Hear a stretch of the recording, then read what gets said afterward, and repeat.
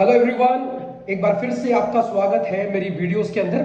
आज हम बात करने वाले हैं 12th क्लास के बिजनेस स्टडीज के बारे में और चैप्टर नंबर फर्स्ट की मैं आपसे बात करूंगा, nature and significance of management. इससे पहले कि हम ये चैप्टर के ऊपर आए, पहले मैं आपसे ये बात करना चाहूंगा कि मैं बिजनेस स्टडीज के ऊपर भी कई सारी वीडियोस लेकर आऊंगा, सीरीज आएंगी इसकी, और एक टाइम इसमें ऐसा भी आएगा जिसमें मैं आपको केस स्टडीज की वीडियोस दूंगा, एमसीक्यू की भी आपको वीडियोस मिलेंगी। तो अगर आप चाहते हैं कि इसका बेनिफिट आपको मिले तो आप मेरे साथ रह सकते हैं और मुझे लगातार फॉलो कर सकते हैं। तो आइए हम बात करते हैं मैनेजमेंट क्या होता है। आप अगर देखें तो बोर्ड पे क्या लिखा है मेरे सामने, मैं आपके लिए इसको रीड करता हूं। Management is an art of getting things done, अगर देखते हैं आगे, through others effectively and efficiently. तो इसमें क्या लिखा हुआ है कि मैनेजमेंट एक आर्ट है। कौन सा आर्ट है? मैनेजमेंट एक ऐसी कला है जिससे हम दूसरों से काम ले सकते हैं। आप अगर इसको ध्यान से देखें तो मैनेजमेंट की जो स्पेलिंग होती है, मैनेजमेंट, अगर मैं इसको 3 पार्ट्स के अंदर ब्रेक कर दूं तो ये बनता है manage plus man plus T. इसमें टी का मतलब है टास्क। मैं लिखूंगा आपके लिए, ये मैंने लिखा manage plus man plus T का मतलब है टास्क। तो आप अगर इसको ध्यान से देखेंगे तो इसका जो मीनिंग है वो इसी के अंदर है। हमें लोगों को मैनेज करना है, उनको टास्क देके, उन्हें काम देके हमें उनको मैनेज करना है, उनसे काम निकलवाना है। तो मैनेजमेंट, वैसे तो अगर हम देखें तो मैनेजमेंट सिर्फ इंसानों का नहीं होता, मैनेजमेंट बहुत सारी बातों का होता है जिसके बारे में हम बात करेंगे इस वाले पॉइंट के अंदर। Management is a multi dimensional activity, वो हम बात करेंगे कि मैनेजमेंट सिर्फ जो है इंसानों का नहीं होता, मैनेजमेंट बहुत सारी बातों का हो सकता है।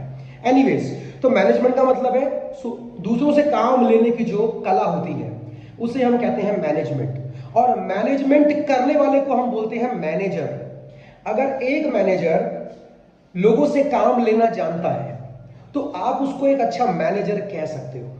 He is a good manager. अगर उसे काम लेना आता है इसका मतलब है कि वो मैनेजमेंट करने में काफी अच्छा है। अगर आप देखेंगे तो इसके अंदर 2 पॉइंट्स और लिखे हैं जो कि मेन है कि आपका मैनेजमेंट करने का तरीका ऐसा होना चाहिए जिसके अंदर इफेक्टिवनेस और एफिशिएंसी दोनों हों। अब ये इफेक्टिवनेस और एफिशिएंसी का मतलब वो मैंने उसके नीचे लिखा है, आप अगर देख पा रहे हैं। इफेक्टिवनेस का मतलब होता है मिनिमम टाइम या गिवन टाइम के अंदर काम करवाना, और यहां लिखा है एफिशिएंटली का मतलब होता है मिनिमम कॉस्ट या गिवन कॉस्ट के अंदर काम करवाना। अगर मैंने अपने नीचे काम करने वाले को एक काम दिया है, एक टास्क दिया मैंने उसे करने के लिए, और उसको अगर मैंने ये बोला कि ये टास्क 1 हफ्ते के अंदर पूरा होना चाहिए और ये जो टास्क है ये 500 रुपए के अंदर आपको पूरा करना है, आपने ध्यान दिया, मैंने उसको स्टैंडर्ड कॉस्ट और स्टैंडर्ड टाइम दे दिया है कि उसे वो काम 1 हफ्ते में करना है और 500 रुपए की कॉस्टिंग में ही करना है। 500 रुपए से ऊपर का खर्चा इस काम को करने में नहीं आना चाहिए।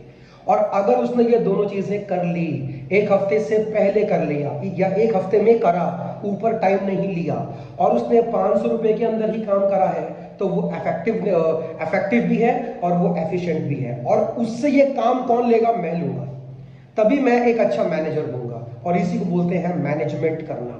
उम्मीद करता हूं कि एटलीस्ट आपको मैनेजमेंट का जो मतलब है वो तो क्लियर हो गया होगा। अब चलिए बात करेंगे उसके फीचर्स के बारे में।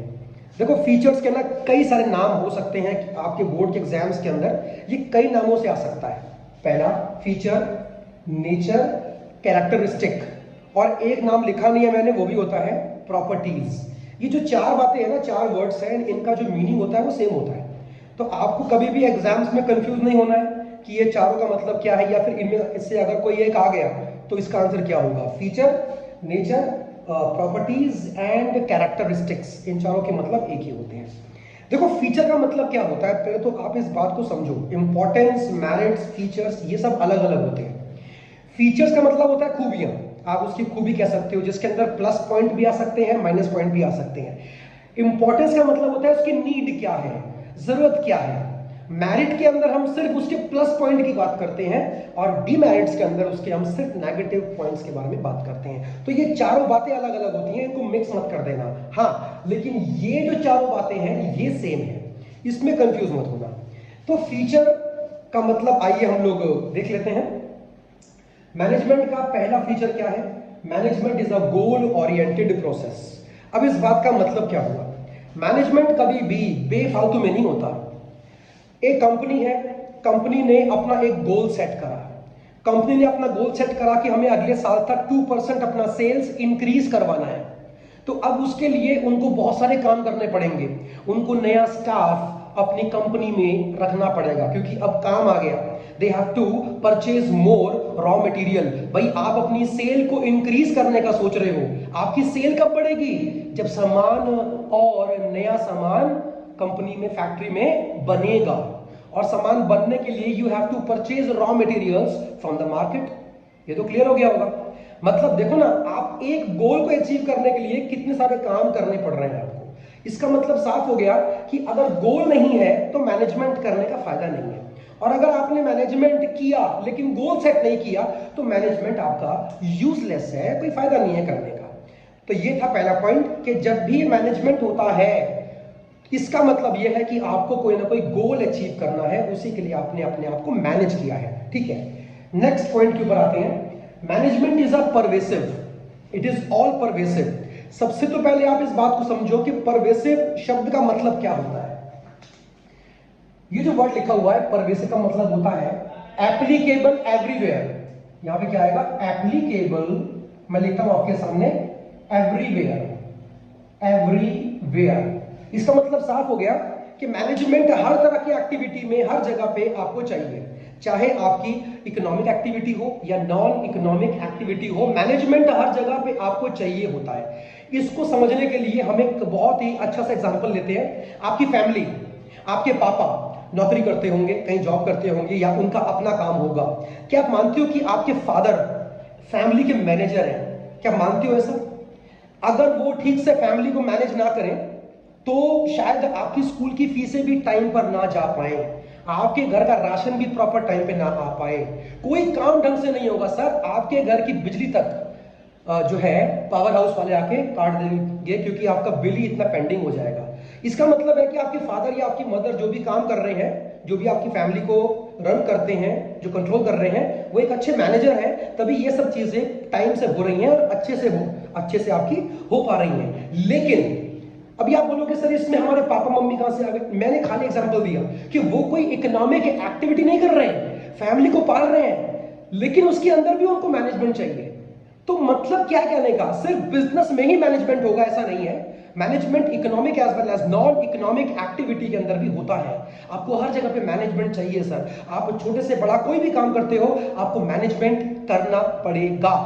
जरा सोचिए, अगर नॉन इकोनॉमिक एक्टिविटी में भी आपको मैनेजमेंट करना पड़ रहा है, तो जब हम बात करते हैं बिजनेस के बारे में, तो क्या वहां पे मैनेजमेंट की रिक्वायरमेंट नहीं होगी आपको? बिल्कुल होगी।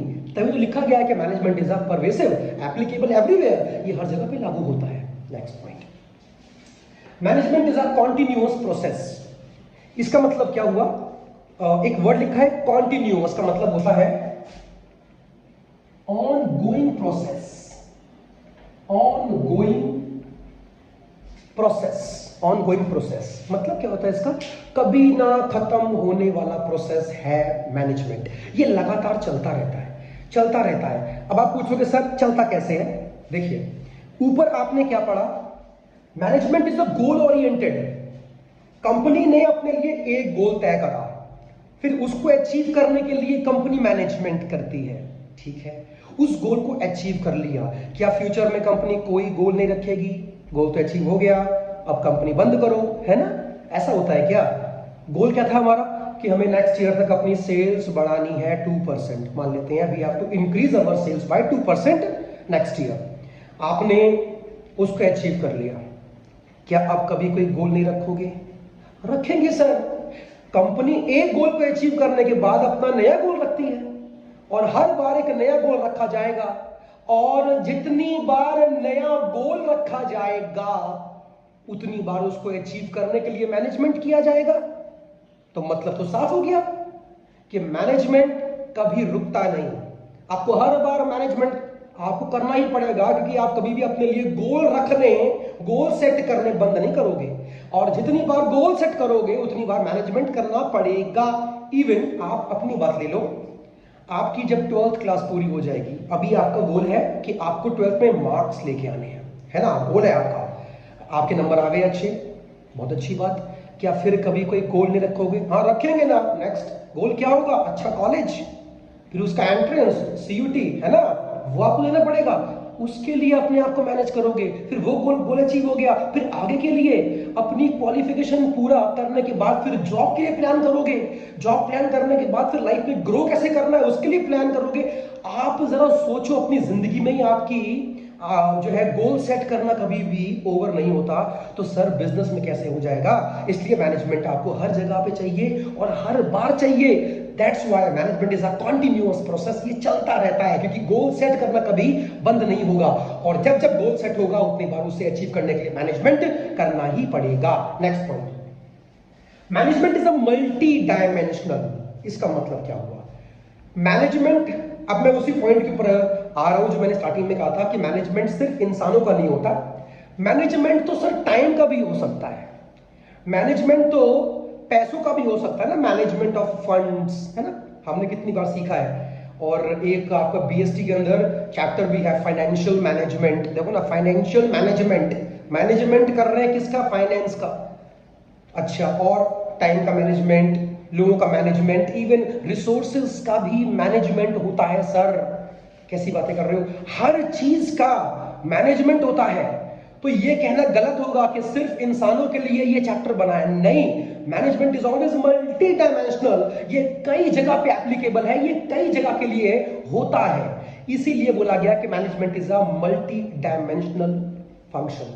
तो आपकी जो बुक में लिखे हैं बहुत सारी बातें हैं, जैसे कि हम देख सकते हैं मैनेजमेंट ऑफ पीपल, लिखा होगा आपकी बुक में, मैनेजमेंट ऑफ ऑपरेशंस, है ना, मैनेजमेंट ऑफ ऑपरेशंस, और पता नहीं कितना कुछ है, मैनेजमेंट ऑफ टाइम भी हो सकता है सर।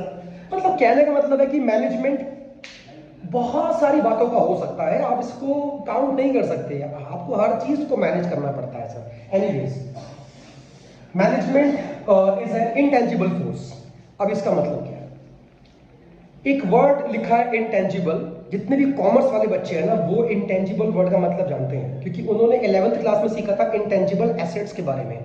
ऐसे एसेट्स जो दिखते नहीं है लेकिन उनमें इतना पावर होता है कि वो बिजनेस को लॉन्ग टर्म तक पैसा कमा के दे सकते हैं। एग्जांपल, बिजनेस की गुडविल, बिजनेस के आपकी patent rights, copyrights, trademarks, softwares, websites, these are the examples of intangible assets.